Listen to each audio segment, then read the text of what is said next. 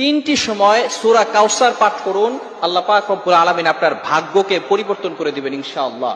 যদি আল্লাহ পাক রব্বুল আলামিন কেউ যদি এমন ভাবে আল্লাহ তাআলার কাছে দোয়া করে, তাহলে আল্লাহ পাক রব্বুল আলামিন তার ভাগ্য পরিবর্তন করে দিতে পারেন। আল্লাহ পাক রব্বুল আলামিনের কাছে ক্ষমতা রয়েছে। আল্লাহ পাক রব্বুল আলামিন চাইলে কারো ভাগ্য পরিবর্তন করতে পারেন। এজন্য আমরা আল্লাহ তাআলার প্রতি পূর্ণ ইয়াকিন রেখে তারপরে এই কাজটা করতে পারবো।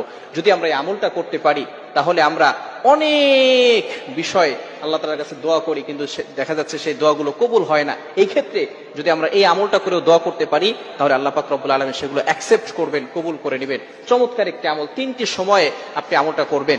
এটি হচ্ছে 3 দিন, অর্থাৎ বৃহস্পতিবার, শুক্রবার আর শনিবার, এই 3 দিন আমলটি করতে হবে সূরা কাউসারের আমল। আমলটি কিভাবে করবেন? আপনি 3 দিন, বৃহস্পতিবারে এবং শুক্রবারে এবং শনিবারে, এই 3 দিনে বৃহস্পতিবার ফজরের নামাজের পরে 11 বার দুরূদ শরীফ পড়বেন। এরপরে সূরা কাউসার 129 বার পড়বেন বিসমিল্লাহ সহকারে। এরপরে আবার শেষে 11 বার দুরূদ শরীফ পড়বেন। এটা ফজরের নামাজের পরে একবার আমল করবেন।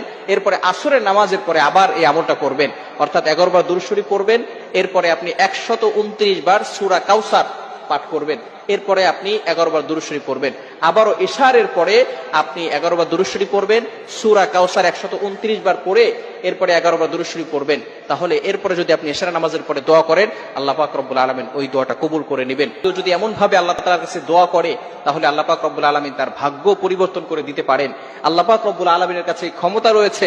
আল্লাহ পাক রব্বুল আলামিন চাইলে কারো ভাগ্য পরিবর্তন করতে পারেন। এজন্য আমরা আল্লাহ তাআলার প্রতি পূর্ণ ইয়াকিন রেখে তারপরে এই কাজটা করতে পারবো।